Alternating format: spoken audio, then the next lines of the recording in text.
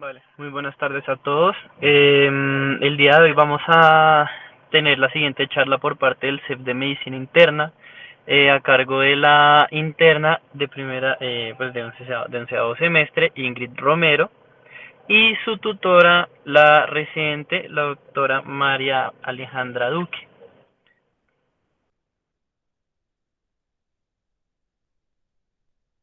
Listo, buenas tardes. Gracias, Santiago. Pues sí, efectivamente vamos a hablar acerca del tromboembolismo pulmonar. Entonces, en esta charla vamos a hablar, los ítems a tratar serán la definición, la fisiopatología, el diagnóstico y el manejo. Entonces, para comenzar, en cuanto a la incidencia, pues se va a presentar de 71 a 74 casos por 100.000 pacientes año, va a tener una mortalidad de 300.000 muertes al año y va a ser 8 veces más frecuente en pacientes mayores de 80 años. Importante reconocer que es una causa frecuente de hospitalización, va a tener un gran impacto sobre la morbimortalidad y va a tener como tal una variedad de causas muy amplias, entre las que es importante resaltar la infección por COVID-19. También pues va a ser la tercera enfermedad cardiovascular más frecuente, con una incidencia anual global de 100 a 200 por 100.000 habitantes. Importante reconocer que el episodio o el evento agudo va a ser la presentación clínica más grave y los pacientes mayores de 40 años pues tienen un riesgo mayor que los pacientes jóvenes, y el riesgo a partir de allí pues se va a duplicar aproximadamente con cada década posterior. En los niños se ha registrado una incidencia anual de 53 a 57 por cada 100.000 pacientes hospitalizados. En cuanto a esta entidad, es importante reconocer que hace parte de la enfermedad tromboembólica venosa junto con la trombosis venosa profunda de miembros inferiores y superiores, y también pues que como tal, como lo dice su nombre, pues va a consistir en la formación de trombos a nivel de las venas de mediano y gran calibre, especialmente de los miembros inferiores, en donde se va a desprender un émbolo que va a viajar por todo el sistema venoso hacia la vena cava inferior, llegando a las cavidades cardíacas derechas, a la arteria pulmonar y pasando allí pues a los segmentos pulmonares, generando pues una tromboembolia pulmonar. Por lo tanto, pues es importante definir esta trombosis como la obstrucción al flujo de sangre en algún vaso sanguíneo, arterial o venoso, y que si es arterial, pues esta obstrucción va a provocar isquemia en el tejido como tal irrigado por esta, mientras que si es venosa, pues va a causar obstrucción como tal al retorno venoso. Como definición, entonces tenemos que va a ser la obstrucción de las arterias pulmonares o una de sus ramas por algún material que se originó en otra parte del cuerpo. Importante reconocer que hay diferentes tipos en cuanto a material de los émbolos. El más frecuente pues va a ser de coágulos sanguíneos provenientes de los miembros inferiores. Sin embargo, tenemos materiales tales como los aéreos en caso de ciertas actividades como el buceo, en donde este nitrógeno va a pasar de estado, va a cambiar de estado a gaseoso y nos va a embolizar. Los grasos secundarios pues a traumatismos óseos, los de líquidos amnióticos secundarios también pues a roturas del saco vitelino, los neoplásicos, los parasitarios secundarios a esquistosomiasis, los de cuerpo extraño también pues por el uso de drogas intravenosas o talco, y los sépticos pues en casos de infecciones como la flebitis o la endocarditis. Entonces, tenemos ciertos factores predisponentes. Importante que la formación de estos trombos va a ser consecuencia de la interacción entre los factores de riesgo relacionados con el paciente, que van a ser normalmente permanentes, y los relacionados con el entorno, que van a ser pues más bien temporales. Entonces tenemos que ciertos factores se van a correlacionar con un riesgo mayor que otros. Entonces tenemos los de riesgo alto, con un OR mayor de 10. En ese caso pues encontramos fracturas de extremidades inferiores, hospitalizaciones por insuficiencia cardíaca o fibrilación auricular en los últimos 3 meses. En caso también pues de reemplazo de cadera, de rodilla, infarto de miocardio también dentro de los últimos 3 meses, una embolia venosa previa. Dentro de los de moderado riesgo que tienen un OR de 2 a 9, vamos a tener que se van a presentar en pacientes que hayan tenido o que presenten enfermedades autoinmunes, transfusiones de sangre, que les hayan pasado un catéter venoso central, que estén en tratamiento con quimioterapia, en pacientes que usen anticonceptivos orales, que estén en puerperio, que hayan tenido infecciones recientes, que también padezcan de trombosis venosa superficial, trombofilias, y los de bajo riesgo, pues ya aquellos pacientes que estén inmovilizados o con un reposo en cama mayor de 3 días, que tengan otras enfermedades subyacentes como diabetes, hipertensión arterial, que estén en estado de gestación, que sean obesas, que tengan venas varicosas. E importante resaltar, por la pandemia, la infección por COVID-19 es un importante eh, factor predisponente para desarrollar TEP. Entonces, en cuanto a la fisiopatología, importante que debemos entender los componentes predisponentes a la formación de trombos, donde vamos a encontrar la TEA de Virchow, que va a estar compuesta por un componente que va a ser la lesión endotelial, un estado de hipercoagulabilidad y la alteración del flujo sanguíneo. Especialmente el componente de lesión endotelial va a ser predisponente de la formación de trombos arteriales, pero pues también puede estar presente.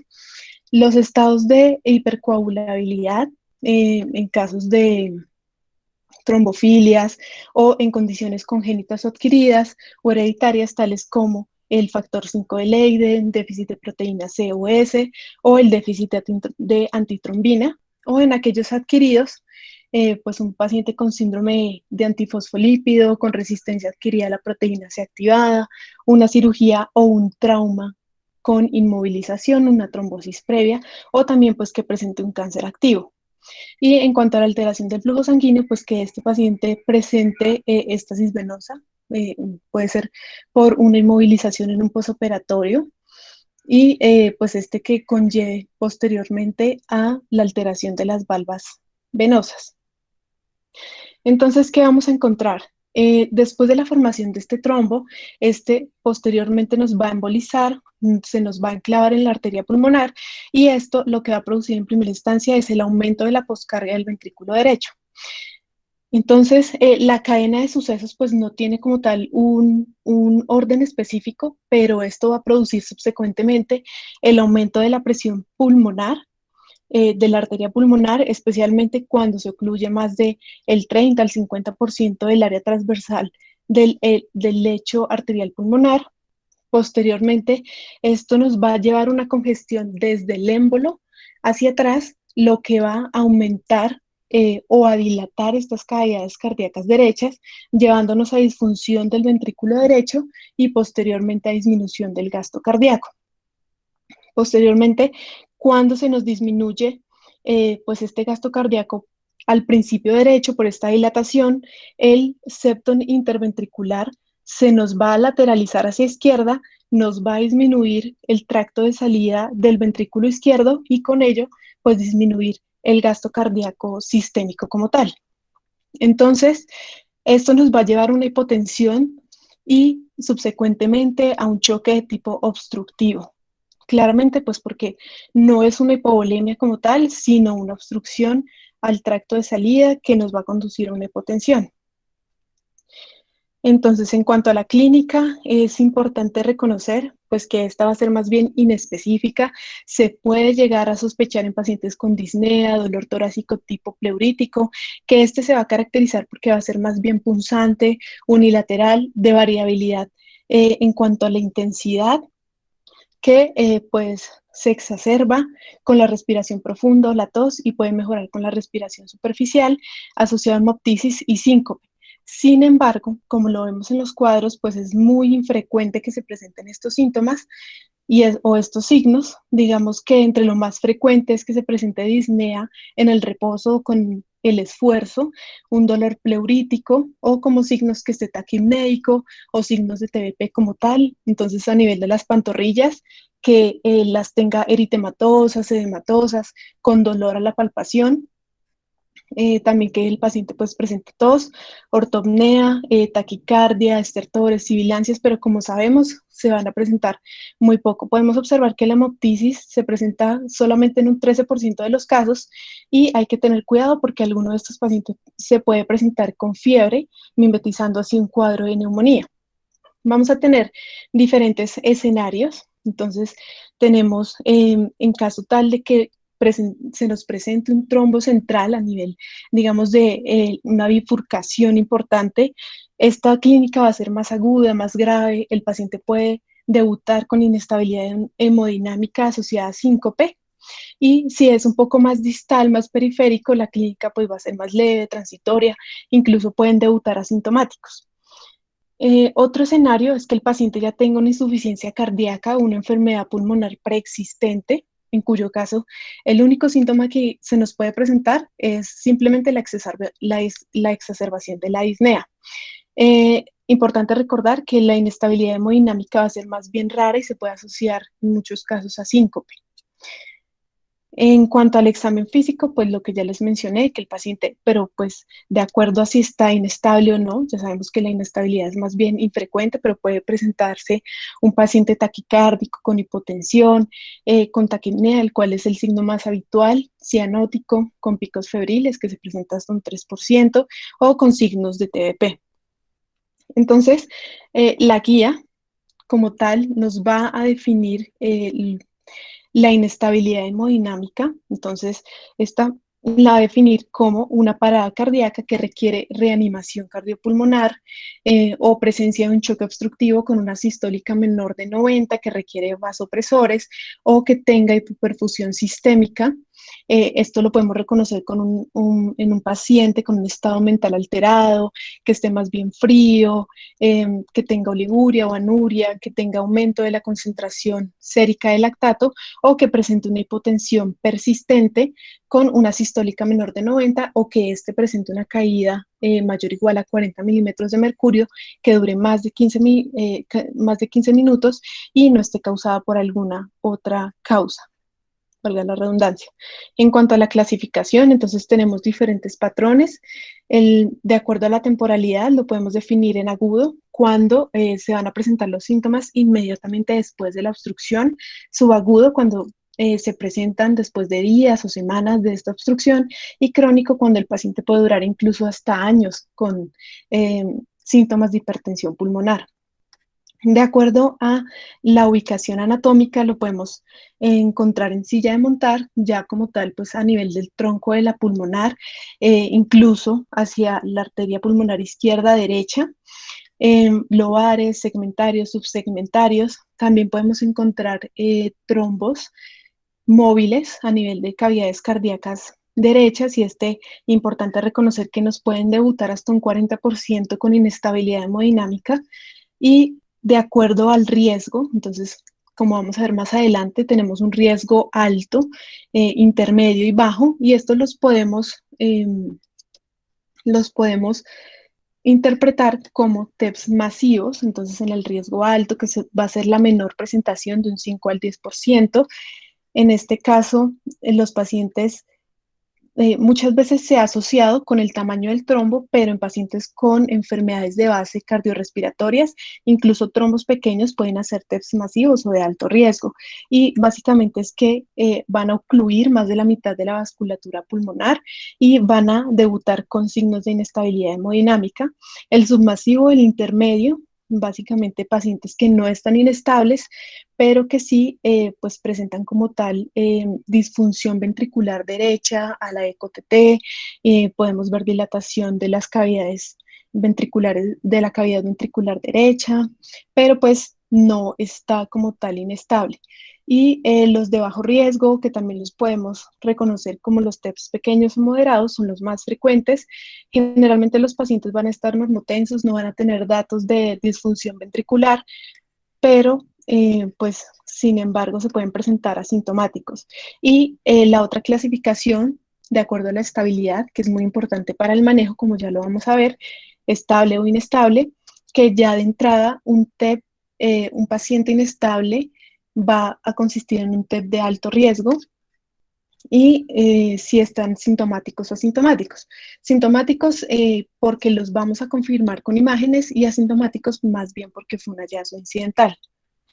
En cuanto al diagnóstico, entonces, importante reconocer la clínica, si bien va a ser inespecífica, reconocer aquellos síntomas o pacientes que pueden estar cursando con exacerbaciones o que de base tienen otras enfermedades que pueden estar relacionadas también con mayor riesgo de, eh, de presentar TEP, la clasificación de acuerdo a la severidad, el dímero D, las imágenes, el electrocardiograma y otras ayudas diagnósticas que ya vamos a ver. Entonces podemos encontrar un paciente inestable, entonces aquí ya de entrada un TEP de alto riesgo, digamos que adelantándome un poco, de entrada le vamos a realizar una imagen y de una vez lo vamos a manejar. En un paciente estable le vamos a aplicar los criterios de Wells. Entonces, estos criterios me van a dar una probabilidad clínica pretest, o sea, con unos antecedentes, con una clínica, qué probabilidad hay de que ese paciente esté cursando con un tromboembolismo pulmonar. Entonces, vamos a encontrar que tenga un diagnóstico, que el diagnóstico más probable sea TEP, en cuyo caso le vamos a dar 3 puntos, que tenga síntomas o signos de TBP con 3 puntos, que haya tenido TEP o TBP 1.5, que haya tenido inmovilización al menos 3 días, una cirugía en el último mes, 1.5, que tenga una cardíaca por encima de 100, 1.5, que tenga hemoptisis o cáncer en tratamiento activo o paliativo en los últimos meses, cada uno de un punto. Esto nos va a dar pues una prevalencia específica, digamos que lo podemos interpretar en términos de la probabilidad de las 3 colas, con una probabilidad baja, intermedia o alta, o probable e improbable. Pero pues digamos que la probabilidad, el hecho de que nos den este sistema de bajo, intermedio y alto, nos permite poder clasificarla en intermedio, alto y bajo. También tenemos otra escala, que es la escala de Ginebra, es también lo mismo, una escala probabilidad pretest, pero pues se usa más que todo la de Wells. Ya de acuerdo a eso, entonces en un paciente de probabilidad baja que esté estable, lo que vamos a realizar, le vamos a aplicar la escala PERC para de esta forma excluir si tiene TEP o si tiene alguno de estos parámetros alterados, proceder a tomar el dímero D. Entonces, esta escala básicamente va a tener ciertos criterios.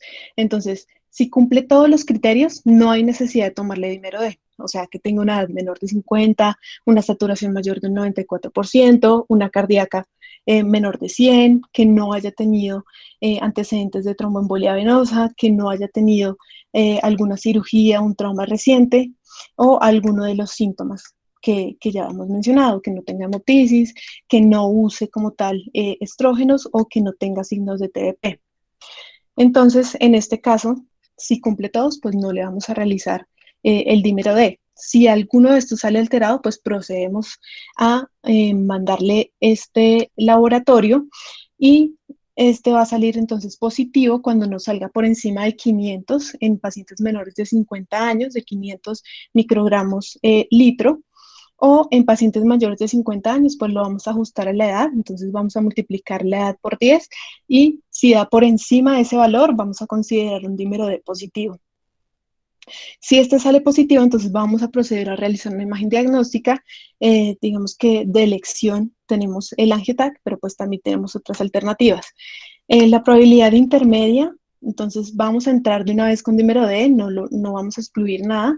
Y si este sale positivo, vamos a realizar una imagen diagnóstica. Y en una probabilidad alta, pues vamos a realizar de entrada una imagen diagnóstica. Importante reconocer que el dímero D pues tiene eh, una alta sensibilidad, lo que le da un valor predictivo positivo alto, es decir, si este nos sale negativo, es muy probable que no esté cursando con un evento aterotrombótico, pero si este sale alto o sale positivo, pues no nos confirma realmente porque este se puede aumentar, si bien en la presencia de trombosis aguda, también en otros procesos como el cáncer, la inflamación, un trauma, la hemorragia, ¿sí? Y recordar pues que este es producto de la degradación de la fibrina. y pues claramente se va a aumentar cuando el coágulo está activo por la misma activación de la cascada de coagulación y la fibrinolisis. Entonces, en cuanto a las imágenes diagnósticas, digamos, tenemos el ecocardiograma. Aquí podemos encontrar en general signos de disfunción ventricular derecha, por ejemplo, dilatación del ventrículo derecho, en general la excursión sistólica también del plano del anillo tricuspidio, el aplanamiento del septum interventricular, un trombo en cavidades cardíacas derechas, o sea, todo lo que nos confirme un signo de disfunción ventricular derecha podemos encontrar. Sin embargo, pues establecer si el paciente tiene enfermedades de base que lo pueda llevar a esto, pero de lo contrario, entonces pues esto puede ser sugestivo de que el TEP ya ha realizado ciertos cambios a nivel de cavidades cardíacas derechas y pues que puede estar un poco más avanzado. En el electrocardiograma, digamos que lo más importante, o sea, lo más común que vamos a encontrar es que se presente con taquicardia sinusal, es como, se puede, es como de lo más frecuente. También puede presentar signos de sobrecarga derecha, pero no es tan frecuente. Entonces vamos a encontrar el patrón S1Q3T3 en la derivación de 1, como vemos en la primera imagen, en la pequeña, tenemos una S profunda y ancha, y en la derivación de 3 tenemos una Q patológica y una T invertida.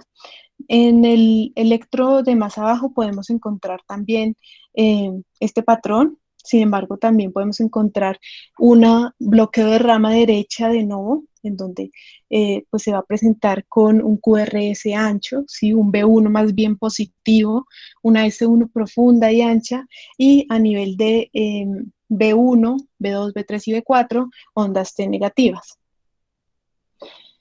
Ante la no disponibilidad de otras imágenes un poco más sensibles y específicas, que estemos, por ejemplo, en un rural, podemos tomarle una radiografía de tórax. Si bien en algunos casos se puede presentar de forma normal, puede no tener cambios como tal, en algunos casos puede tener ciertos signos radiológicos que nos pueden hacer pensar en que esté cursando con un TEP.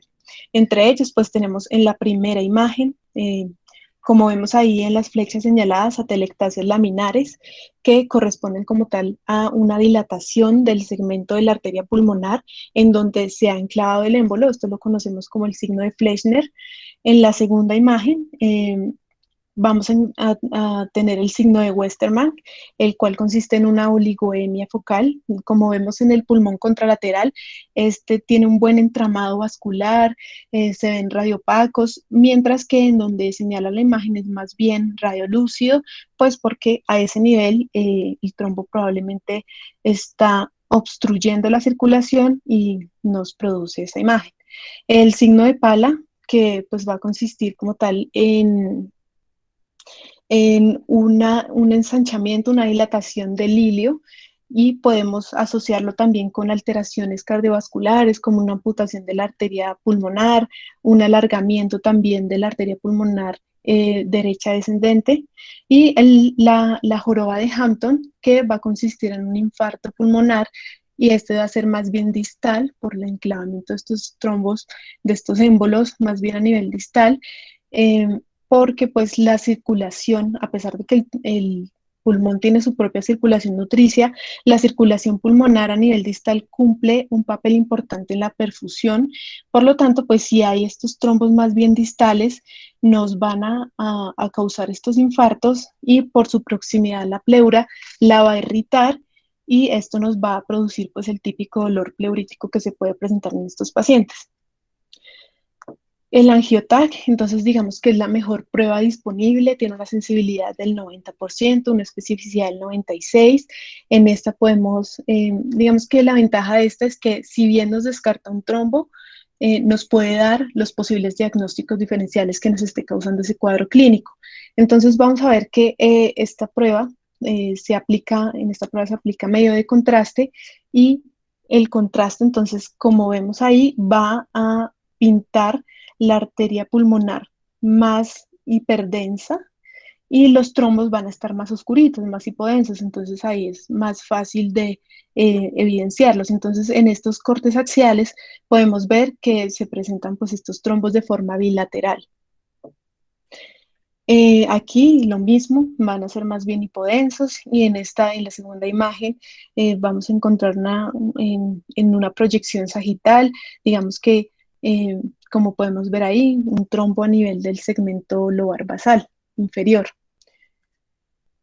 En caso de que el paciente tenga alguna contraindicación para realizarle el angioTAC, una alergia al medio de contraste, insuficiencia renal y demás, le podemos realizar una gammagrafía de ventilación perfusión planar. Esta tiene como ventajas que casi pues no tiene contraindicaciones, es relativamente económica, pero sí tiene como limitaciones que su reporte va a estar dado en probabilidad. Entonces va a decir una alta probabilidad, pero pues no dice es un trombo. Y pues esta va a tener como tal menor radiación, esta va a consistir de dos fases. Entonces la primera fase de la ventilación se le da al paciente que inhale un marcador y este normalmente pues va a difundir bien, va a estar normal, en el caso de TEP también, y en la parte de la perfusión, entonces se le inyecta este marcador. eh, y lo que va a pasar es que pues vamos a encontrar que este marcador no se va a difundir de manera simétrica en ambos pulmones, sino que pues debido a la obstrucción se va a presentar un poco más clarito en esas partes. Por lo tanto, pues nos va a dar en ese caso una alta probabilidad, ¿sí? de TEP, y ahí podemos pues evidenciar que presenta múltiples defectos segmentales como tal, y pues ahí vemos que no se difunde de manera apropiada las flechas. Entonces, para resumir, en cuanto al diagnóstico, tenemos un paciente con inestabilidad hemodinámica y le hacemos imagen de una. Las guías describen que se le puede hacer un eco TT en el pie de la cama. Si evidenciamos signos de disfunción ventricular derecha, le podemos proceder a realizar un angioTAC eh, y si esta sale pues con evidencia de TEP, procedemos a realizar o a manejarlo. Pero de lo contrario, si no tenemos disponibilidad, pero igual tiene signos de disfunción ventricular derecha, procedemos también a manejarlo como un TEP de alto riesgo. Si esta sale negativa y si no tiene signos de disfunción ventricular a la ECO-TT, pues buscamos otras causas de shock o de inestabilidad. En los pacientes estables, entonces, bueno, una cosa que me faltó acá es que eh, ellos también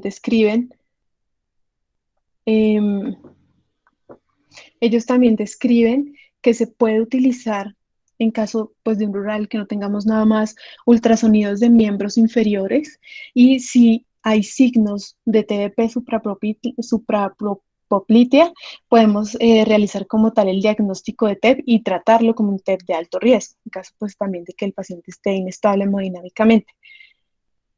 En los casos de que está estable, entonces vamos a evaluar la probabilidad clínica con el Wells. Este me los va a dividir en baja, intermedia y alta probabilidad.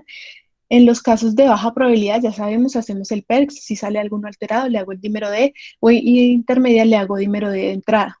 Si este sale positivo, entonces le procedo a enviar la imagen, el angioTAC. Si sale un TEP confirmado, pues lo trato, pero pues ya como un TEP de riesgo intermedio bajo. Y en un paciente ya con criterios de Wells de alto riesgo, pues le procedo a realizar de una vez el angioTAC. Y si sale positivo, pues le doy tratamiento. De lo contrario, pues siempre investigo, si sale negativo, siempre investigo otras causas que expliquen el cuadro clínico del paciente. En cuanto al manejo, es importante que se le pueda enviar también otros tipos de biomarcadores a estos pacientes, troponinas, péptidos natriuréticos, pero pues el hecho de no tenerlos en un paciente con TEP de alto riesgo, pues no me va a limitar o retrasar el manejo. Sin embargo, pues estos pueden ser indicativos también de que ya hay una lesión de cavidades cardíacas, ya hay una lesión del miocardio, por lo tanto, pues debo tratar de manejar también estos cuadros. Entonces, primero que todo, doy un manejo inicial. Entonces, si el paciente está desaturado, si está hipotenso, entonces procedo a administrar oxígeno suplementario para una saturación preferiblemente mayor de 88, 90. En caso de que pues tenga una PVC disminuida, normal o baja, le puedo administrar fluidos menor de 500 mililitros durante 15 a 20 minutos. Esto por el hecho de que nos puede llegar a dilatar excesivamente las cavidades derechas y de esta forma reducir más el gasto cardíaco. Le puedo dar también vasopresores o agentes sinotrópicos a esas dosis que encontramos ahí, norepinefrina o butamina. Sin embargo, pues también con la precaución de que la vasoconstricción excesiva nos puede empeorar la perfusión tisular y de que si doy dobutamina sola, pues definitivamente el paciente puede hacer o empeorar esa hipotensión que ya tiene. Y también puedo dar otro manejo, pues con oxigenación extracorpórea, venoarterial, con soporte vital. Esto pues no de manera tan crónica, o sea, no más de 5 a 10 días, porque nos puede predisponer a mayor riesgo de hemorragias e infección.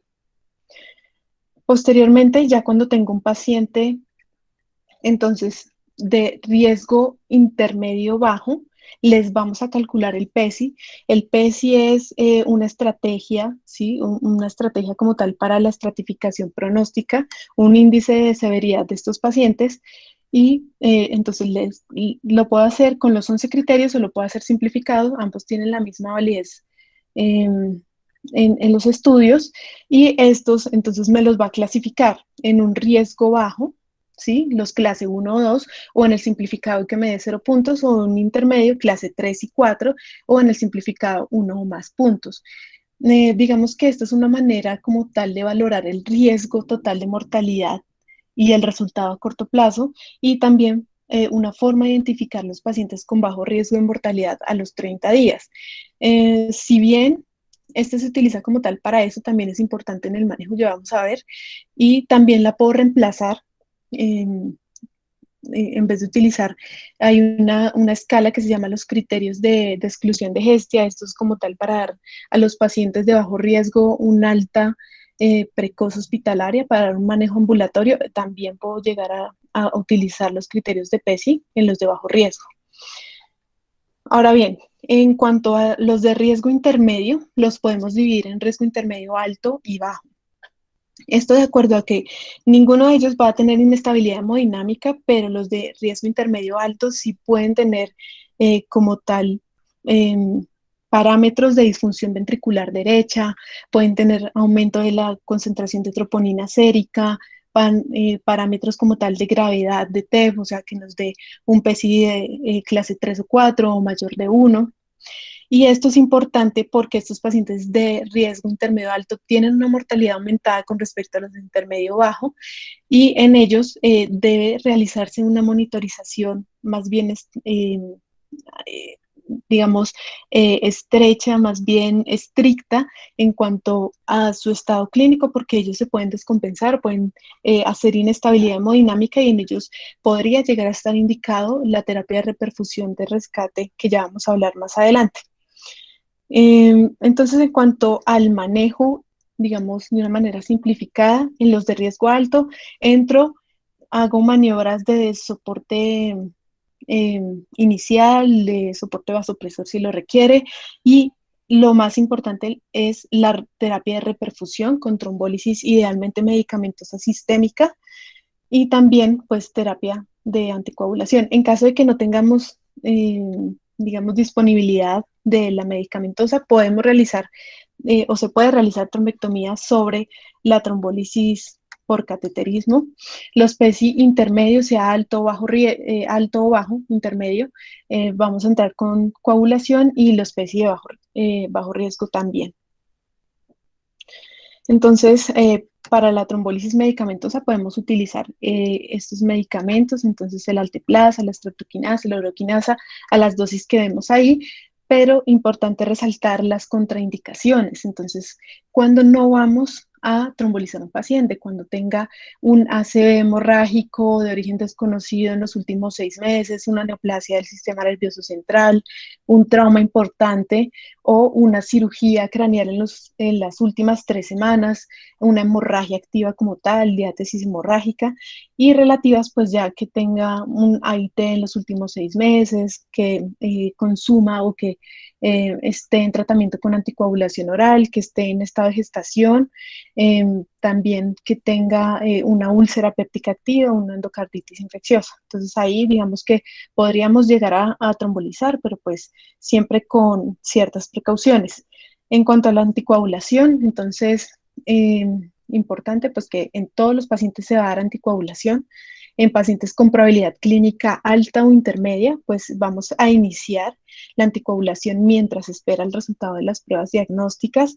Normalmente vamos a iniciar con heparinas de bajo peso molecular, subcutáneas ajustadas al peso, pero también podemos administrar fondaparinux, heparinas no fraccionadas, eh, pero pues se prefiere las de bajo peso molecular y las sintéticas, porque estas causan menos riesgo de hemorragias mayores, de trombocitopenias inducidas por heparinas.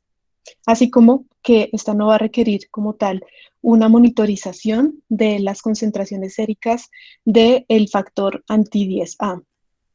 En los pacientes, ¿cuándo voy a usar yo entonces heparinas no fraccionadas, especialmente en pacientes con inestabilidad hemodinámica, que ya sé que los voy a pasar a terapia de reperfusión, o en pacientes también con disfunción renal u obesidad grave?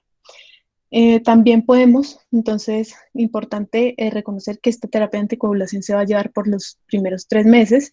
De ahí en adelante, pues se va a calcular si el paciente requiere anticoagulación crónica, manejo crónico, y podemos hacer switch a terapia vía oral, preferiblemente con los nuevos anticonceptivos orales, ya que esto es, pues, digamos que por la misma farmacocinética, que ya la conocemos, o sea, por lo predecible que es, lo podemos administrar a dosis fijas, ¿sí? Sin requerir como tal una monitorización sistémica.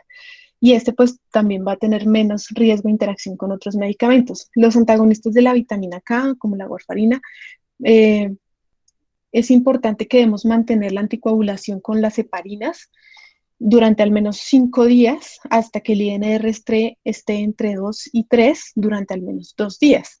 Y se puede iniciar con dosis de 10 miligramos para pacientes, digamos, más bien jóvenes, y en pacientes por encima de los 60 años podemos iniciar ya con dosis por encima o de 5 miligramos. Eh, ok, en cuanto a un resumito, pues en los pacientes con TEP, entonces vamos a iniciar anticoagulación, que ya tengamos diagnóstico. Vamos a ver si está inestable, en cuyo caso pues lo vamos a pasar a terapia de reperfusión. O si no lo está, entonces vamos a ver, ¿tiene signos de gravedad de TEP o de alguna comorbilidad importante, que tenga un PESI clase 3 o 4, o que, bueno, cumpla algún criterio de este? En ese caso, pues lo vamos a monitorizar de cerca, si es de riesgo intermedio alto, porque estos pacientes se nos pueden inestabilizar, y en esos casos, pues vamos a realizar terapias de reperfusión de rescate. En los pacientes de riesgo intermedio bajo, pues los vamos a hospitalizar, también los vamos a monitorizar, y en caso de que no cumplan tanto criterios de gravedad como disfunción del ventrículo derecho en la ECO-TT o en el angio-TAC, pues vamos a y tiene como tal criterios de alta, o sea, que no exista otra razón para la hospitalización, que tenga un apoyo familiar, un fácil acceso a la atención médica, pues le podemos dar una alta precoz, un tratamiento domiciliario, eh, pero pues importante que dentro de la primera semana esta sea intravenosa. Esta es una escala que se llama escala predictiva de Crohana. Esta se desarrolló como tal para estratificar el riesgo de enfermedad tromboembólica en pacientes con cáncer que podrían llegar a beneficiarse de tromboprofilaxis. Importante reconocer que el riesgo de recurrencia de enfermedades tromboembólicas venosas es de 3 a 4 veces mayor en pacientes con neoplasias, con cánceres activos, y de acuerdo al puntaje, entonces nosotros podemos considerar el inicio de la tromboprofilaxis. Vamos a tener un riesgo bajo cuando tenga 0 puntos, un riesgo intermedio de 1 a 2 puntos, un riesgo alto mayor o igual a 3 puntos. Las secuelas a largo plazo pueden consistir en síntomas persistentes y limitación funcional tras la embolia pulmonar en pacientes que eh, puedan llegar a requerir oxígeno 24/7 o no tengan la misma funcionalidad, hipertensión pulmonar tromboembólica crónica o un síndrome postrombótico. Ya para finalizar con las conclusiones, entonces, importante que se ha aumentado el diagnóstico de esta entidad por el mayor uso de imágenes, especialmente de forma incidental. El TEP se va a originar especialmente de los émbolos sanguíneos que se van a originar de los miembros inferiores, especialmente a nivel del eje iliofemoral. Los síntomas van a ser más frecuentes inespecíficos. Por lo tanto, pues el diagnóstico no va a ser clínico, sino más bien por los eh, pasos que les mencioné previamente, y el TEP de riesgo alto intermedio vamos a iniciar anticoagulación. Y recordar pues que en época de pandemia el COVID va a ser un factor predisponente por todo su estado inflamatorio, procoagulante a nivel pulmonar, y que va a ser pues muy frecuente e importante hoy en día.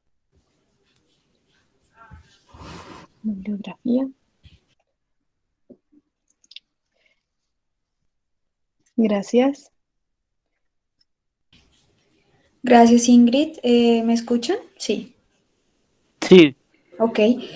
Bueno, buenas noches. Para complementar un poco y empezando dándole las gracias a la doctora Ingrid, me parece que fue una exposición muy importante. El tromboembolismo pulmonar, lastimosamente, es muy común. Digamos que ustedes lo van a ver muy frecuentemente porque los factores de riesgo pues han eh, aumentado en la población.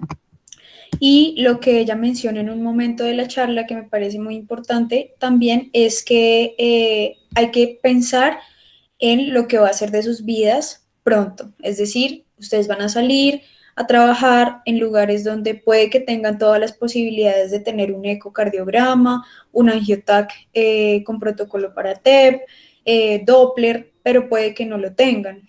Entonces, esta probabilidad aumenta desde que pues empieza la pandemia y pues les quería hablar, digamos, muy corto algo sobre eso. El COVID es pues un virus que produce una respuesta inmune trombótica mediada, que va a hacer un daño celular, que van a hacer, bueno, los neumocitos normales van a tener una hiperplasia y así una respuesta inflamatoria que va a estar exagerada y exacerbada. Y esto se ha visto con pues, los pocos estudios que tenemos, digamos que son observacionales y retrospectivos en cuanto a las autopsias que se han realizado, que se ve pues que primero es un daño pulmonar y posteriormente es sistémico, por como una respuesta inflamatoria, por macrófagos activados, por citoquinas, pero también por la triada de Virchow que ella menciona al principio, que es como la base fisiopatológica del TEP.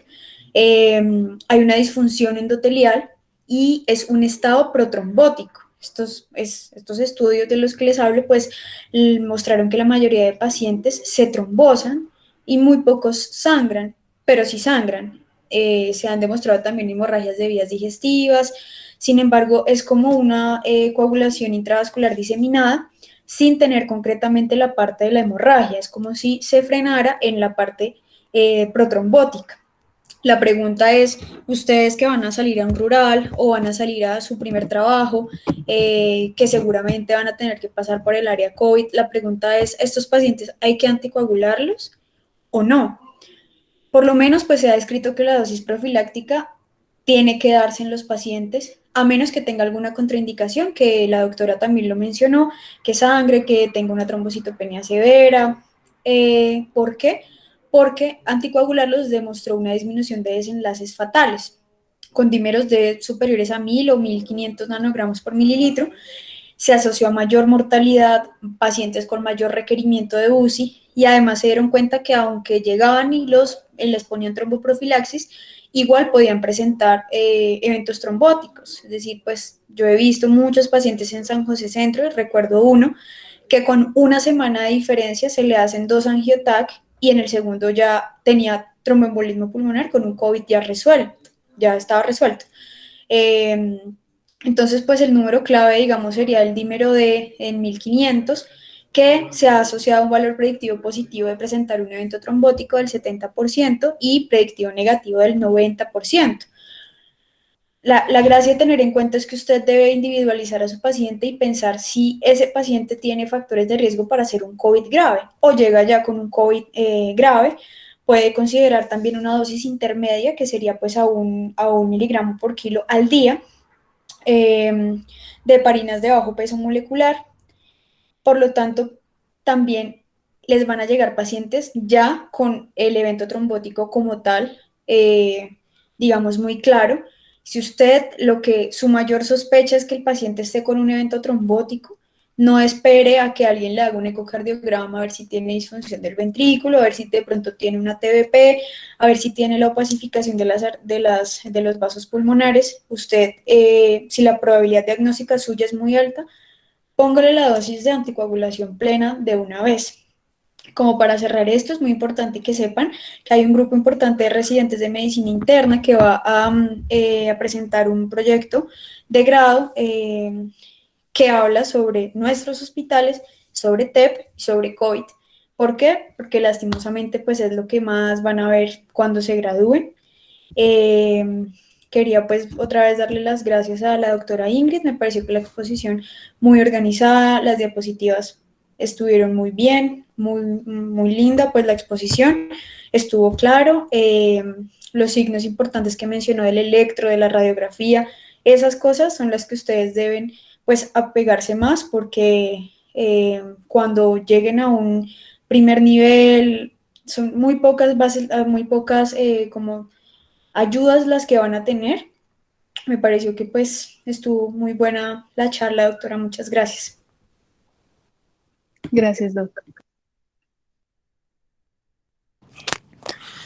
¿Alguien más tiene alguna otra anotación o tiene alguna pregunta?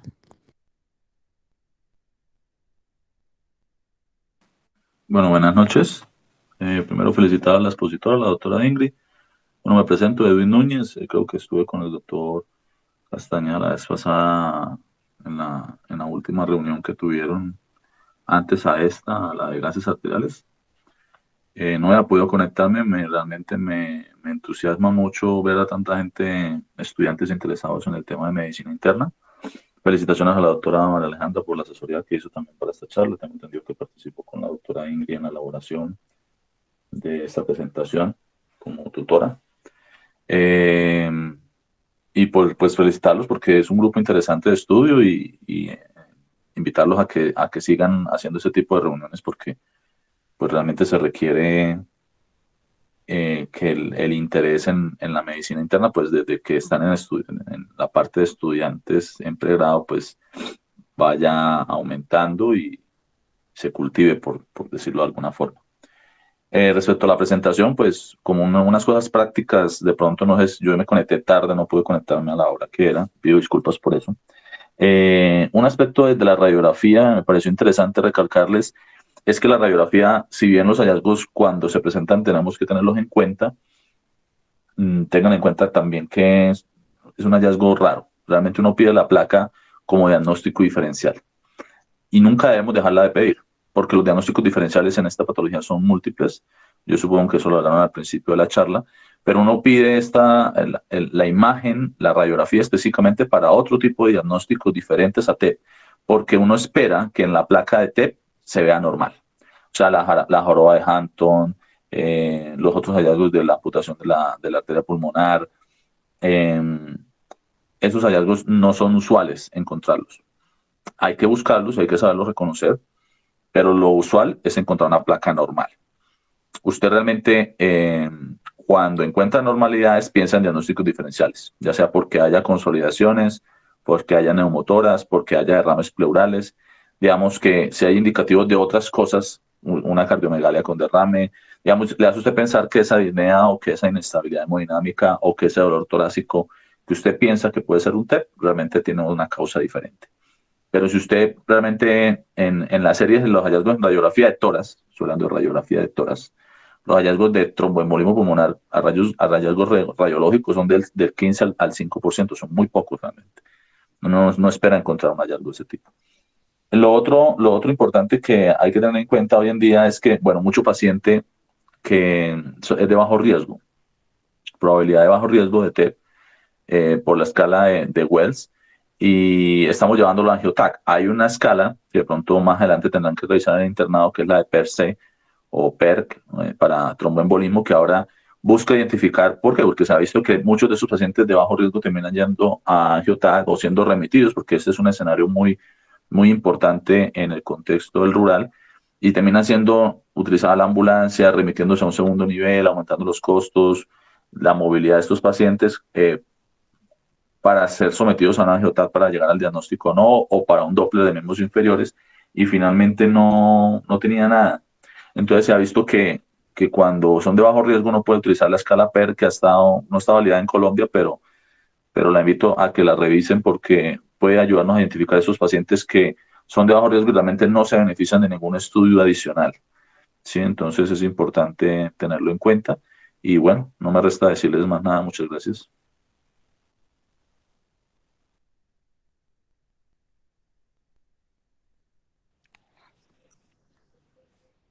¿Alguien más tiene algo para decir? Sí, buenas noches. Les habla Santiago Acuña, residente de segundo año de medicina interna. Primero, pues felicitar a Ingrid por la excelente exposición. Me gustó mucho tu charla. Cómo lo organizaste estuvo perfecto. Pues unas precisiones en cuanto al dímero D, tener en cuenta su valor predictivo negativo. Es muy importante que cuando identificas valores de dímero D por debajo de los límites que mencionaste y ajustados para la edad, pues tú puedes estar seguro que el paciente con muy alta probabilidad no va a tener tromboembolismo pulmonar. Eso es muy importante. Ahora, también está el escenario en el que tenemos un paciente con riesgo intermedio.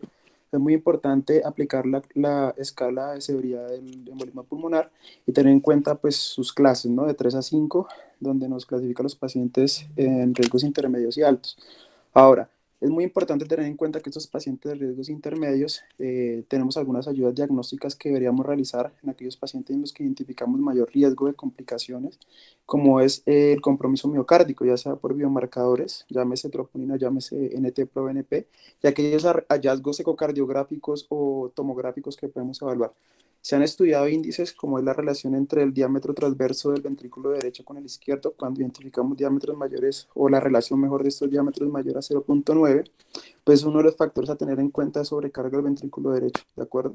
Entonces ahí es es la gráfica que estás mostrando precisamente de aquellos pacientes que tengan por el PSI score una clase 3 a 5 y que evidencien signos de sufrimiento ventricular derecho, que básicamente la identificación de biomarcadores positivos más la identificación de sobrecarga del ventrículo derecho, ya sea por ecocardiograma, llámese hipoquinesia, disquinesia, o un índice por el corte 4 cámaras de la angiotac, que nos muestra una relación del ventrículo derecho con el izquierdo mayor a 0.9, pues básicamente nos habla de que ese paciente tiene mayor riesgo. Ahora, se ha visto en estudios prolongados, por ejemplo, del PEITO trial, que estos pacientes de alto riesgo, de riesgo intermedio alto, perdón, no se benefician de trombolisis porque el riesgo de sangrado es mayor, ¿de acuerdo? Lo que sí se vio en esos estudios es que estos pacientes presentaban menos complicaciones como inestabilidad hemodinámica o requerimiento de unidad de cuidados intensivos en la primera semana si se les daba la dosis de RTPA, que era la mitad de lo que usualmente se usa para trombolizar. Entonces se ha visto que estos pacientes, a pesar de que se trombolizan, tienen más riesgo de sangrado que pues disminuir la eventual mortalidad a 30 días y a seguimiento. Entonces, estos pacientes tienen que estar monitorizados, de acuerdo, al menos en una unidad de cuidados intermedios, darle monitorización por al menos las primeras 48 a 72 horas, porque son pacientes que tienen mayor riesgo de inestabilizarse, o sea, aquellos pacientes con riesgo intermedio alto. Entonces, para tenerlo en cuenta, en estos pacientes deberíamos solicitarle estudios ecocardiográficos y pedir biomarcadores para ver si están encasillados dentro de ese grupo que se nos podría complicar y podrían estar, pues, deberían estar monitorizados. Como una pequeña aclaración sobre eso. Pues felicitarle de nuevo, doctora, una excelente charla. Qué bueno ver tantas personas conectadas. Esperemos que los siguientes eventos sean así. Y nada, pues muy buena noche. Y eso que dice Santiago es clave. Qué pena volver a hablar ahí en el tema, pero sí, sí, claro, no puede quedar en el aire la idea de que el intermedio alto se lleva a trombolisis. Eh, Estamos todos de acuerdo en que el paciente inestable hemodinámicamente hay que llevarlo a trombolisis, pero esta población de intermedio alto, si bien algunos lo recomiendan, los desenlaces duros en ellos no han sido adecuados, desenlaces duros entendidos como reducción de la mortalidad. a los 30 días. Gracias, Doc.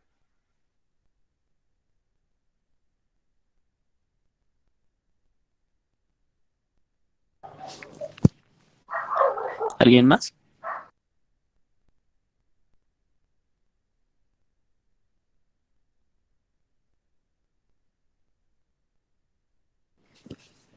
Vale, muchísimas gracias a Ingrid y a la doctora María Alejandra por haber preparado esta exposición. Estuvo excelente desde mi punto de vista y gracias a todos los residentes pues que dieron anotaciones y aclaraciones acerca del tema.